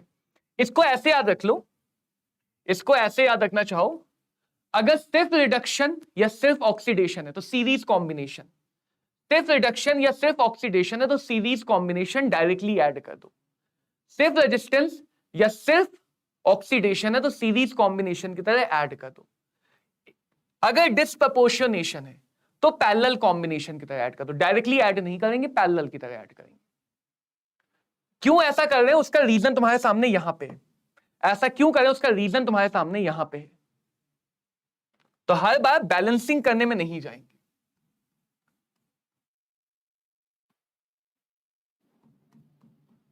चलो मुझे इस रिएक्शन का एन फैक्टर बताओ, NO2 का एन फैक्टर बताओ, NO2 का एन फैक्टर बताओ, NO2 का एन फैक्टर बताओ।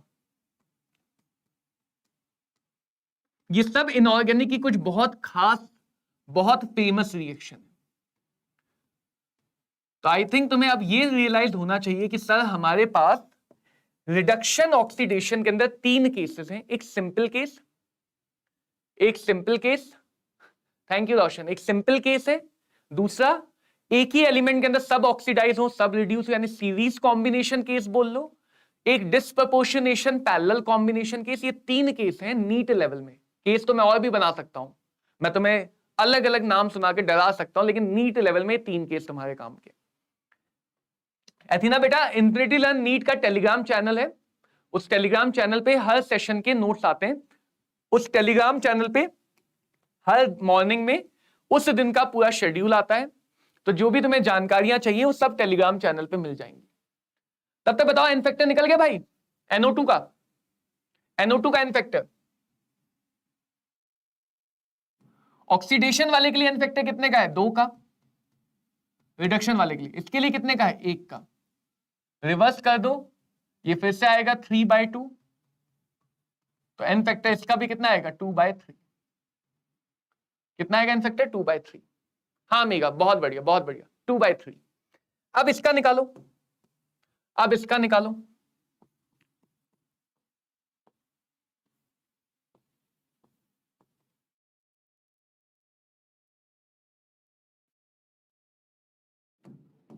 इसका एन फैक्टर H3PO3 का, H3PO3 का एन फैक्टर। अलग अलग एन फैक्टर वैसे ही निकालोगे, atomicity multiply by change in oxidation number. अलग अलग एन फैक्टर वैसे निकालोगे, atomicity multiply by change in oxidation number. एथीना team ने तुम्हारे लिए टेलीग्राम चैनल का लिंक डाल दिया है चैट में, उसको यूज कर सकते हो। Atomicity into change in oxidation number. तो देखिए भैया यहां पे ऑक्सीडेशन वाले पार्ट का है 2, रिडक्शन वाले पार्ट का फिर से वही गलती मत करना, 3 से -3, 6 का डिफरेंस है, 6 का। हाँ रोशन सही, 1/2 + 1/6। आगे भी कर लो, ये हो जाएगा 3 + 1, 4/6, 2/3। अरे फिर से 2/3 आ गया, तो एन फैक्टर उल्टा करके आ जाएगा, 2/3 आ रहा है ना, हाँ उल्टा करके आ जाएगा 3/2, 3/2, 3/2 आ जाएगा, 3/2। देख ले एक बार, हाँ यहाँ पे 3, वो 4, 6/4, ठीक है। आया समझ में? एक डायरेक्ट तरीका भी है मेरे पास, लेकिन वो नहीं बताऊंगा। एक डायरेक्ट तरीका भी, लेकिन वो नहीं बताऊंगा। ये इतना डायरेक्ट काफी है, उससे ज्यादा डायरेक्ट में तुम कंफ्यूज हो जाओगे, अभी वो आगे कभी बता दूंगा। इससे भी और छोटा तरीका भी हमारे पास, Cl2 का एन फैक्टर, Cl2 का एन फैक्टर। बस तुम्हें पहचानना है, गलत जगह गलत फॉर्मूला मत लगा देना, सब गड़बड़ हो जाएगा। गलत जगह गलत फॉर्मूला मत लगा देना, सब उल्टा हो जाएगा। और जल्दबाजी मत करना, ये रिवर्स करना मत भूल जाना। फिजिक्स में भी बच्चे गलती करते हैं, रेजिस्टेंस में रिवर्स करना भूल जाते हैं। तो 1/n फैक्टर, क्लोरीन का 2, चेंज 5 का, एक तरफ आया 10, 0 से -1 1 का, एक तरफ आया 2, एलसीएम आया 10, 1 + 5, तो एन फैक्टर आएगा 10/6 या फिर 5/3, 10/6 या फिर 5/3, ये हमारा आंसर 5/3 आएगा। देखना मेघा एक बार, शायद 2 से मल्टीप्लाई करना भूल गई। मैं वही कहता ना, एटॉमिसिटी से मल्टीप्लाई करना भूल गए शायद तुम। जब तुम अलग अलग एन फैक्टर निकाल रहे हो तो वो प्रॉपर तरीके से निकालो। ऑक्सीडेशन के लिए क्लोरीन को देख रहे हैं तो एटॉमिसिटी 2 की है और चेंज कितने का है, 5 का, 10 का आया। ठीक है, क्लियर?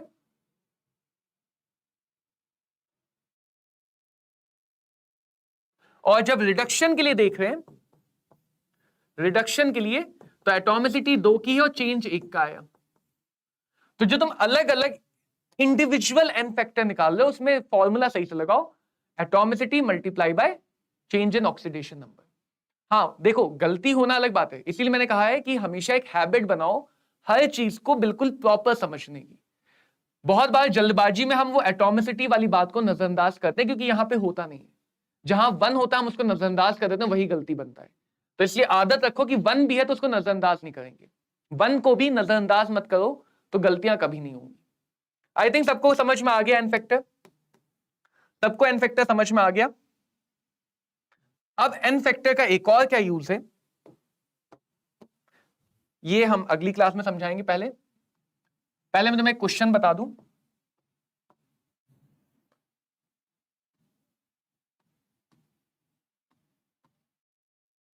ये इनऑर्गेनिक की बहुत इंपॉर्टेंट कन्वर्जन है तो इसको याद रखो तो बेटर है। ये 2 रिएजेंट आएंगे KMnO4 और K2Cr2O7 जो मीडियम वाइज अलग अलग चेंज करते हैं।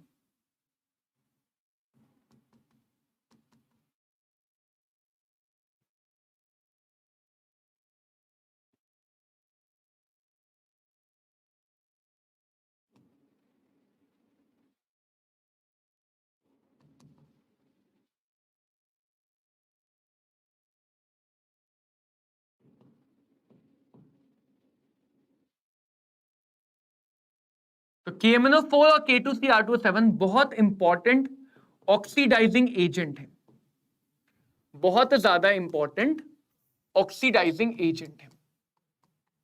इनके लिए क्वेश्चन तुम्हें बताएगा नहीं तो इनके लिए तुम्हें याद रखना पड़ेगा। जब तुम इनऑर्गेनिक केमिस्ट्री में जाओगे तो ये और ज्यादा यूज होंगे, बट ये बहुत ज्यादा इंपॉर्टेंट ऑक्सीडाइजिंग एजेंट है, हद से ज्यादा इंपॉर्टेंट है भाई। इनके एन फैक्टर डायरेक्टली पूछ लेते हैं क्वेश्चन, कई बार डायरेक्टली पूछ लेते हैं। तो एक बार तुम्हें पता चल गया क्या कब किस में बदलेगा तो एन फैक्टर अब तो तुम निकाल ही लोगे। एक बार तुम्हें पता चल गया क्या किस में बदलेगा तो एन फैक्टर तुम खुद निकाल लोगे। जैसे एसिडिक मीडियम में इसका एन फैक्टर 5 आ जाएगा, एटॉमिसिटी 1 की है। न्यूट्रल और बेसिक मीडियम में एन फैक्टर 3 आ जाएगा, एटॉमिसिटी 1 की है। मैं इसीलिए हर बार एटॉमिसिटी पे फोकस करवाता हूं, एटॉमिसिटी 1 की है, चेंज भी 1 का है। इसका एन फैक्टर 6 आ जाएगा। तो KMnO4 का कई बार डायरेक्टली पूछा है। ये बच्चे मोस्ट इंपॉर्टेंट ऑक्सीडाइजिंग एजेंट हैं। इनके लिए फिक्स है कि ये किस मीडियम में जब रिएक्शन करेंगे तो क्या बनाते हैं, किस में कन्वर्ट होते हैं, क्योंकि जब ये अलग अलग होगा तो एन फैक्टर भी अलग अलग है, चेंज अलग अलग है। तो ये हमें याद रखना है अभी के लिए। ये 12th क्लास में जब पढ़ते हैं बच्चे तो DNF ब्लॉक चैप्टर है उसमें ये रिएक्शन आती है, वहां भी याद रखना है। तो ये ऑक्सीडाइजिंग एजेंट है, बहुत कॉमन का मतलब ज्यादातर ऑक्सीडेशन रिएक्शन में ऑक्सीडेशन के लिए इन्हीं दोनों में से किसी को यूज करते हैं। ये तुम्हें ऑर्गेनिक में भी बार बार दिखेंगे, इनऑर्गेनिक में भी बार बार दिखेंगे और फिजिकल में इस टाइप की रिएक्शंस में, रेडॉक्स रिएक्शंस में बार बार दिखेंगे। Potassium dichromate and potassium permanganate. Potassium dichromate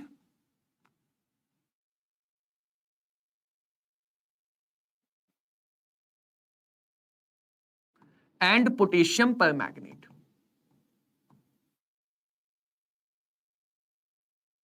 देखो अब मैं तुम्हें एन फैक्टर की यूजेस दिखाता हूं। एन फैक्टर का सबसे कॉमन, सबसे बेसिक यूज तो वही अमाउंट एनालिसिस है। गुड इवनिंग संतोष, ठीक है। हाँ, एन फैक्टर का सबसे बेसिक, सबसे कॉमन यूज तो अमाउंट एनालिसिस है। दूसरा यूज है रिएक्शन बैलेंसिंग, जो मैं तुम्हें अगली क्लास में सिखाऊंगा। आज मैं तुम्हें अमाउंट एनालिसिस में एन फैक्टर कैसे यूज करते हैं वो सिखाता हूं। जैसे देखो ऐसा क्वेश्चन है, कितना MnO4 यूज होगा फेरस ऑक्सलेट को पूरी तरह से ऑक्सीडाइज करने में। इस क्वेश्चन को समझना, इस क्वेश्चन में ये मत सोचना सर आंसर निकाल के बैठ जाए, ये समझ लो मेरी तरफ से बाकी तुम अपने आप आंसर निकालना। मीडियम दिया है, सबसे पहले समझो क्या क्या दिया है। MnO4 माइनस फेरस ऑक्सलेट, इसीलिए मैंने वहां पे फोकस किया था, ऑक्सलेट आयन पता हो। ऑक्सलेट आयन इसको कहते हैं, ऑक्सैलिक एसिड के एनायन, इसको कहते हैं ऑक्सलेट।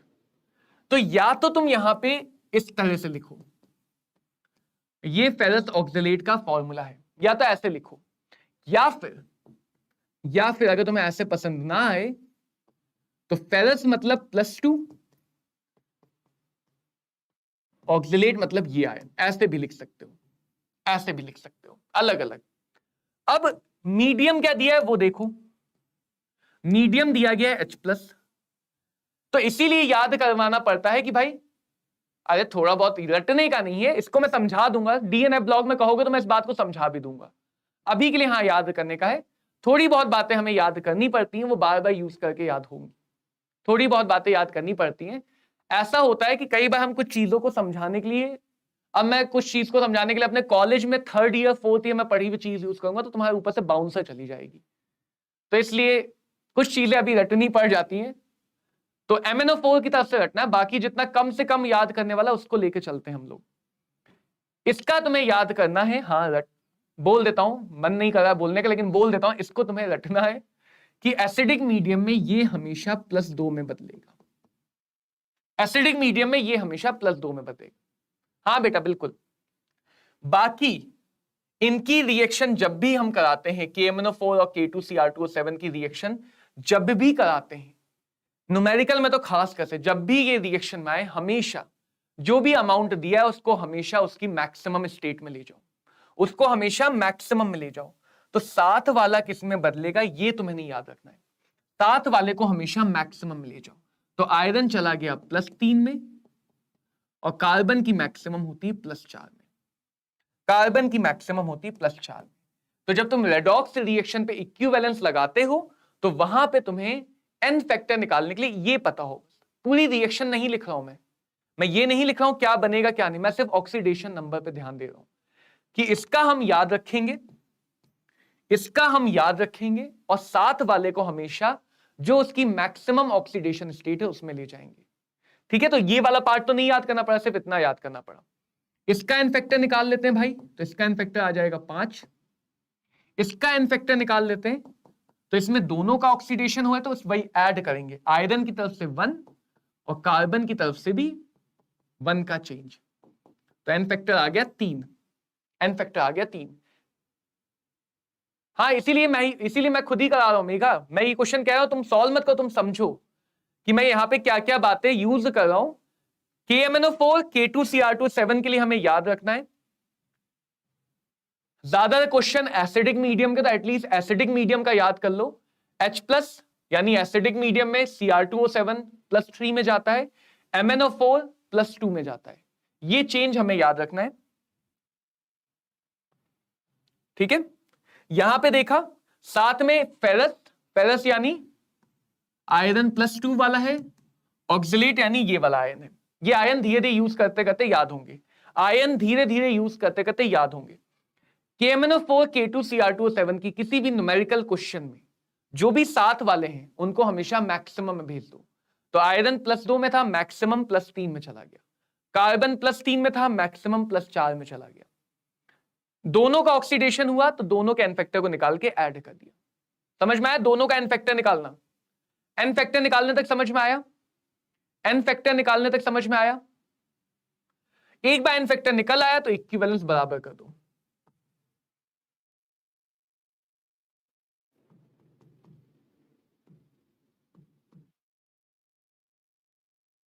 इक्विवेलेंस बराबर कर दो। किसके मोल पूछे, KMnO4 के, तो N factor multiplied by mole, N factor multiplied by कितने मोल, 1 मोल, 1 मोल। एन फैक्टर निकालना ही समस्या, उसके आगे तो सोल्यूशन है, 3/5 0.6 मोल। और ऐसे तुम देखोगे हम एन फैक्टर से कैसे बैलेंस करते हैं। हाँ H+ मतलब एसिडिक में, हाँ एसिडिक में Mn और, चलो एक और क्वेश्चन दिखाता हूं, एक और क्वेश्चन दिखाता हूं, एक और क्वेश्चन दिखाता हूं, पहले थोड़ा इजी लेवल पे आते हैं।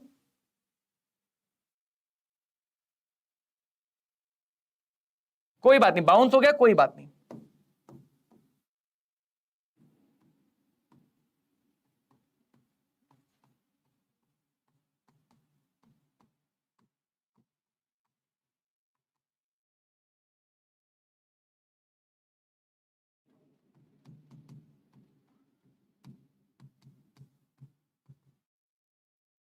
तुम्हें क्वेश्चन में ऐसे इंफॉर्मेशन दी जाएगी, समझना, ऐसे इंफॉर्मेशन दी जाएगी तुम्हें क्वेश्चंस में, ठीक है, कोई बात नहीं। हाँ रोशन, वैसे तो थोड़ा वेरिएशन आता है, एसिडिक मीडियम के लिए याद रखो, अभी एसिडिक मीडियम ऐसे वैलिड है, एसिडिक मीडियम के लिए वैलिड है ये बात। बाकी जो चेंज आएगा वो हम डीएनएफ ब्लॉग में अच्छे से समझ लेंगे, तब ज्यादा इजीली तुम्हें याद हो जाएगा। अभी एसिडिक मीडियम के ही न्यूमेरिकल बनते हैं, न्यूमेरिकल कभी भी बेसिक मीडियम के नहीं पूछते, वरना जब तक अभी के लिए बस समझ लो यूज कैसे करना है। रिएक्शन का पार्ट तो हम इनऑर्गेनिक ऑर्गेनिक में स्ट्रॉन्ग करेंगे, ठीक है, रिएक्शन का पार्ट हम इनऑर्गेनिक ऑर्गेनिक में स्ट्रॉन्ग करेंगे। तुम्हारे पास रिएक्शन में क्या क्या है पहले उसको समझो। K2Cr2O7 है और साथ में फेरस सल्फेट है। अब बनेगा क्या ये तुम्हें डिसाइड करना है, बनेगा क्या ये तुम्हें डिसाइड करना है। तो अगर मीडियम एसिडिक है तो K2Cr2O7 बदलेगा +3 में। पूरा कंपाउंड नहीं जानना है, सिर्फ फाइनल ऑक्सीडेशन नंबर निकालना है। क्या कह रहे हो रोशन? अभी तुम्हारी बात समझाता हूं रोशन, तुम्हारी बात समझाता हूं, अभी रुक जाओ 2 मिनट रुक जाओ, एक बार इस क्वेश्चन को एक्सप्लेन कर दो फिर समझाता हूं। K2Cr2O7 अगर एसिडिक मीडियम है तो बदलेगा क्रोमियम +3 में, ठीक है। साथ वाला जो भी है उसको ले जाएगा मैक्सिमम में, तो यहां पे सल्फर पहले से मैक्सिमम है, सल्फर अपने पहले से मैक्सिमम है, आयरन बचा है तो आयरन को ले गया +3 में। तो ये तुम निकाल सकते हो कि साथ वाला किसमें चेंज होगा, किस मीडियम में, साथ वाला किसमें चेंज होगा, किस मीडियम में। इसका एन फैक्टर निकालेंगे, वही तरीका, एटॉमिसिटी मल्टीप्लाई बाय चेंज। इसका एन फैक्टर निकालेंगे तो आयरन ही चेंज हो रहा है, एटॉमिसिटी मल्टीप्लाई बाय चेंज। दोनों का एन फैक्टर आया, ठीक है, दोनों का एन फैक्टर आया। एन फैक्टर आते ही दोनों के इक्विवेलेंस यानी N factor multiplied by mole को बराबर कर सकते हो। दोनों में से किसी एक का मोल दिया होगा, जैसे यहां पे इसके मोल गिवन है, कितने मोल हैं ये, 2 मोल, तो दूसरे के मोल निकल आएंगे।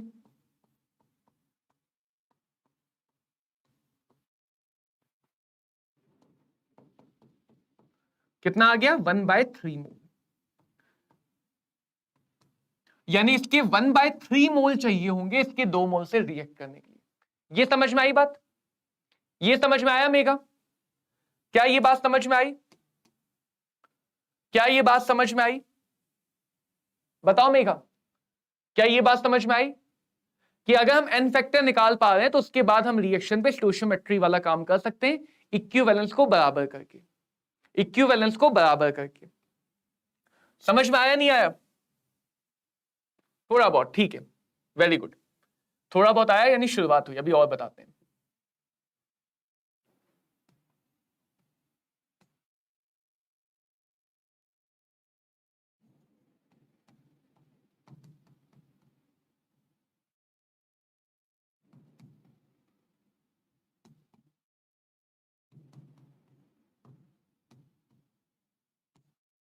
रोशन ये ट्रिक है एसिडिक मीडियम में, एसिडिक का ही क्वेश्चन बनेगा भी।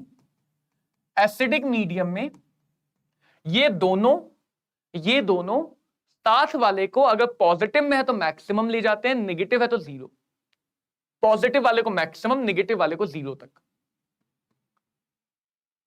ये तरीका है रिएक्शन याद करने का। कोई बात नहीं मेगा, कोई बात नहीं, ठीक है रोशन, तुम्हारा डाउट क्लियर हुआ रोशन? देखो सिलेबस खत्म कराना मेरा काम नहीं है, मेरा काम है समझाना। सिर्फ फॉर्मेलिटी के लिए सिलेबस खत्म नहीं कराना, तो ये मत सोचो तुम डाउट पूछ के टाइम वेस्ट कर रहे हो। अगर तुम्हारा डाउट जेन्युइन है तो अच्छी बात है। देखो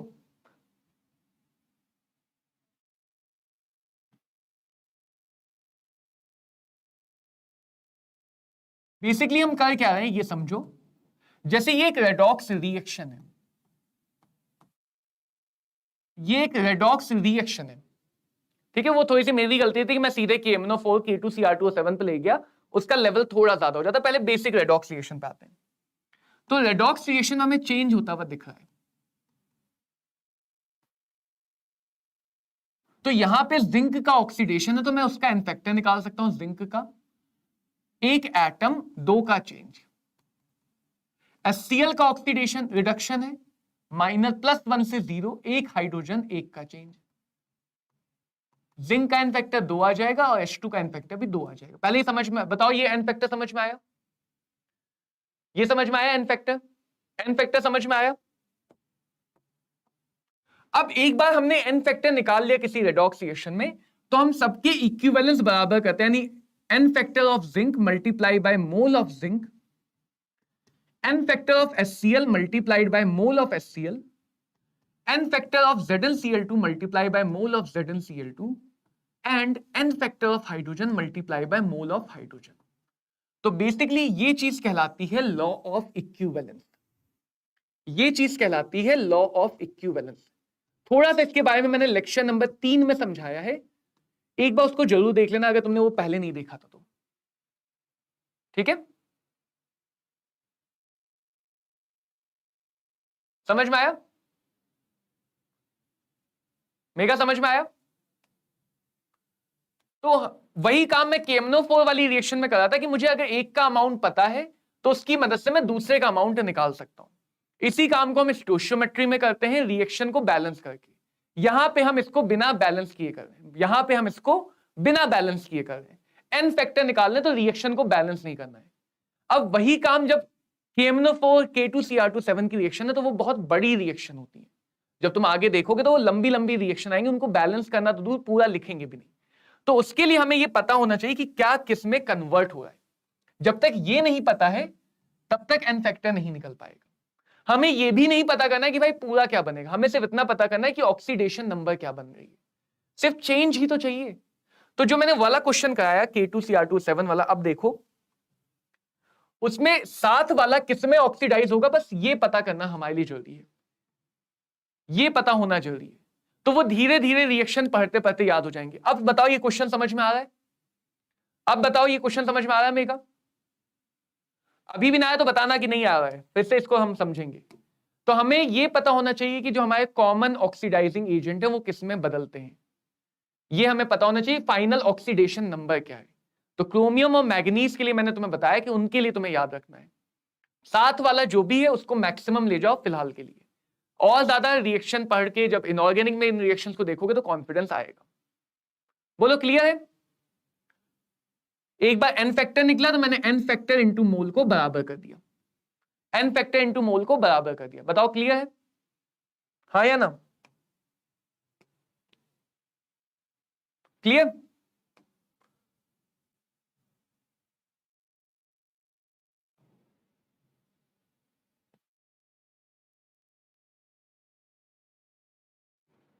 अब बच्चों जैसे ऐसे कुछ क्वेश्चन है तुम्हारे लिए होमवर्क है।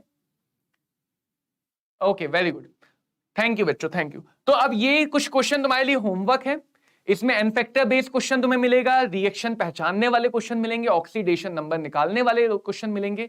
ये सारे क्वेश्चन करके एक बार मुझे अगले लेक्चर में मिलो। अगले लेक्चर में हम रेडॉक्स चैप्टर को खत्म करेंगे, रिएक्शन की बैलेंसिंग सीखेंगे, और बैलेंसिंग भी एन फैक्टर की मदद से सीखेंगे 2 लाइन में। शायद तुमने 11th में पढ़ा हो, वो एसिड मीडियम में बैलेंस करते हैं, बेसिक मीडियम में करते हैं। हम 2 लाइन में एन फैक्टर से रिएक्शन को कैसे बैलेंस करते हैं वो सीखेंगे। क्लियर है सबको? एन फैक्टर बहुत काम की चीज है, मैं फिर से बोल रहा हूं। Lecture number 3, lecture number 4, 2 lecture में मिला के हमने इक्विवेलेंस और एन फैक्टर के सारे केस पढ़े हैं। बेटा पिछले क्वेश्चन के, पिछले होमवर्क के आई थिंक मैंने इसमें, चलो मैं अगली क्लास में एक साथ आंसर दे दूंगा। अगली क्लास में दोनों होमवर्क के आंसर एक साथ दे लूंगा। कुछ क्वेश्चन इसमें मैंने ऐड किए, कुछ नहीं किए। अगली क्लास में मैं दोनों क्वेश्चन के होमवर्क के आंसर एक साथ दे दूंगा, ठीक है बेटा? अगली क्लास की शुरुआत में आके मुझे बता देना कि सर होमवर्क डिस्कस करना, हम पहले होमवर्क डिस्कस करेंगे, ठीक है? अरे अरे ये तो हमारा फर्ज है। चलो फिर मिलते हैं बच्चों अगली क्लास में। ऐसे ही मन लगा के पढ़ते रहो, किसी बात की चिंता मत करो। एक एक चैप्टर तुम्हारा खत्म होता जाएगा, उसको तैयार करो, उसके ऊपर टेस्ट दो, उसके ऊपर काम करो। बेटा रिजल्ट के बारे में अभी तो हमने बात की थी दूसरे रूम में बैठ के। नीट का रिजल्ट आज होपफुली आ जाएगा, लेकिन क्लास के टाइम में तो हम क्लास की बात करते हैं। नीट का रिजल्ट आज होपफुली आ जाएगा, बढ़िया रिजल्ट आना चाहिए। जिनका भी रिजल्ट आने वाला है उनको बहुत बहुत शुभकामनाएं, बहुत बहुत ऑल द बेस्ट। रिजल्ट आज का अनाउंसमेंट है। मेरे पर्सनल एक्सपीरियंस में मुझे लगता है कि वो अगर आज का है तो कम से कम देर शाम या रात तक ही आएगा, थोड़ा टाइम लगेगा रिजल्ट आने में, ठीक है। वो रिजल्ट हो सकता है 7-8 बजे तक आए, नहीं तो उसके बाद आएगा। रिजल्ट में कम से कम मान के लो, नीट में अगर तुम्हें अच्छी गवर्नमेंट कॉलेज चाहिए तो मेरे मानने में तुम मेहनत इतनी करो कि कम से कम 650-700 के ऊपर जाओ। अब कभी भी ऐसा नहीं होता है जो तैयारी शुरू करता है वो पहले टेस्ट में 600-700 लाता है। पहली शुरुआत तुम करोगे 100-200 से, बढ़ाओगे हर बार 300-400, बढ़ाओगे 500-600, बढ़ाओगे 720। हाँ, मेरी भी यही उम्मीद है कि सबका रिजल्ट अच्छा है। किसी का रिजल्ट देखो, हम वो बात बहुत लोग करते हैं कि रिजल्ट अच्छा है, बहुत बहुत बधाई, लेकिन जो एक मेजॉरिटी ऑफ बच्चा है जिनका रिजल्ट खराब आएगा, दुख के साथ कह रहा हूं लेकिन उनका रिजल्ट खराब आएगा, कहीं ना कहीं कुछ ना कुछ परेशानी हुई, कुछ ना कुछ ट्रबल हुई, उन बच्चों को कह रहा हूं कि बेटा निराश मत हो, हताश मत हो। मेरे अपना पर्सनल एक्सपीरियंस ये था कि जब मेरा जेईई एडवांस का रिजल्ट आया था, मैं उससे बिल्कुल खुश नहीं था, बिल्कुल भी खुश नहीं था। इतना बेकार लगा मुझे कि मैंने बाल बाल छोटे करवा लिए थे। तो उस रिजल्ट से मैं बिल्कुल भी खुश नहीं था। लेकिन आज मैं 10 साल 15 साल पीछे देखता हूं, मुझे लगता है वो चिंता करने की बात ही नहीं थी। वो बहुत छोटा सा इश्यू था लाइफ का कि जेईई एडवांस का रिजल्ट खराब आया। मतलब ऐसा नहीं कि सिलेक्शन नहीं हुआ, सिलेक्शन हुआ, लेकिन जितना मैं चाह रहा था उतना अच्छा नहीं आया। मैं टॉप 10 में चाह रहा था, वो नहीं हुआ। तो ऐसा नहीं है कि सिलेक्शन नहीं हुआ, लेकिन ऐसा भी नहीं कि रिजल्ट मेरे मन मुताबिक आया, है ना। फिर भी अगर मैं आज 10 साल पीछे देखा तो मुझे लगता है वो बहुत बहुत छोटी बात थी। मतलब वो इतनी भी इंपॉर्टेंट नहीं थी जितनी बाकी लाइफ की प्रॉब्लम है। अभी तुम सोचो, जब तुम 11th-12th में हो, तुम्हें 10th क्लास के बोर्ड कितने हल्के लगते होंगे, और 10th में उन्हीं की चिंता होती है। 10th क्लास में तो 4th और 5th क्लास में होने वाले एग्जाम लगते थे यार, पता नहीं कैसे पास होंगे। तो लाइफ में जब जब तुम आगे बढ़ोगे, पीछे की प्रॉब्लम छोटी ही लगेंगी। तो जिन भी बच्चों का रिजल्ट उनके मन मुताबिक नहीं आया है, थोड़ा सा सोचो क्या कमी रह गई, उस कमी को पूरा करो और बाउंस बैक करो, दोबारा से फाइट करो, दोबारा से स्ट्रगल करो। अपने अंदर एक फाइटर है, उसको आग को जलाए रखो, उस फाइटर को जलाए रखो, ठीक है। हाँ, 12 के साथ है, बढ़िया है, कोई बात नहीं मेघा, अभी 300 है, आगे बढ़ेगा। किसी भी टेस्ट में घटना नहीं चाहिए। कैसे बढ़ेगा? हर टेस्ट से पहले उसको एनालाइज करो, टेस्ट के बाद और एनालाइज करो कि कौन कौन से क्वेश्चन नहीं हुए, कौन कौन से टॉपिक वीक है। और एक जो हम प्रॉब्लम क्रिएट करते हैं कि हम जब सोचते हैं कि भाई रिवीजन करना है, तो हम तब रिवीजन करते हैं जब हमें लगता है कि हाँ पूरा सिलेबस खत्म हो गया। नहीं, रिवीजन एक ऐसी चीज है जो साथ साथ चलनी चाहिए। जो चैप्टर तुमने कंप्लीट कर लिए, मंथ में एक बार उनको रिवाइज करो। कोई बात नहीं, इस बार फोकस करेंगे। बोर्ड और नीट अलग अलग नहीं है। मैं भी यही मानता था कि बोर्ड अलग है, जेईई अलग है। बोर्ड, नीट, जेईई अलग नहीं है, सब से एक जैसे हैं, सब साथ में चलते हैं। अच्छी, वही तो बात कर रहा हूं रोशन, धीरे धीरे ग्रो करना है, धीरे धीरे ग्रो करना है। सेल्फ स्टडी में बस एक चीज रिक्वायरमेंट है, सेल्फ स्टडी सबसे बेस्ट है, बस एक चीज रिक्वायर्ड है कि तुम्हें खुद से डिसिप्लिन चाहिए। तुमने डिसाइड किया कि हर दिन तुम 11 बजे पढ़ोगे तो 11 बजे पढ़ोगे, चाहे दुनिया इधर की उधर हो जाए। हाँ वो होता है। बस सेल्फ स्टडी के लिए अगर तुम तैयारी खुद से करो तो एक डिसिप्लिन मेंटेन करो कि ये चैप्टर तुम्हें इस महीने खत्म करना है तो करना है, ठीक है। चलो फिर मिलते हैं अगली बार बच्चों। Thank you very much. मिलेंगे अगले सेशन में। कुछ भी समझ में ना आए, डाउट पूछने में शर्माओ मत, डाउट खुल के पूछो। कोई डाउट तुम्हें किसी लेक्चर का रह जाता तो उस लेक्चर के कमेंट में लिख दो कि सर मुझे ये इस टाइम पे ये दिक्कत आई, उसको मैं अगले लेक्चर में या कमेंट में वहीं पे एक्सप्लेन कर दूंगा। तो मिलते हैं बच्चों अगली क्लास में। Bye bye, tata, have a great day, thank you all.